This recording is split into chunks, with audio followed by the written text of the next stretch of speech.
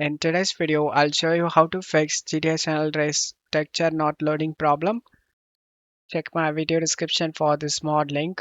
Right click on the essential pack and select WinRAR and select open with WinRAR. Right click on the game and select open file location.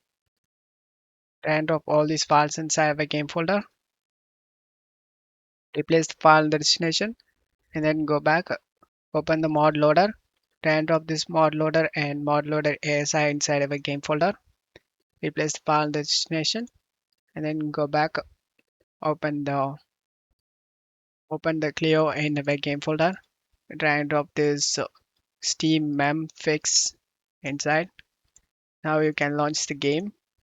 Find the 14,000 KB. Right click, show more options, send it to desktop create shortcut. Launch through this newly created shortcut. Now a texture not loading problem will be fixed. I hope this video helped you. If the video helped you, don't forget to leave a like and subscribe. Thank you.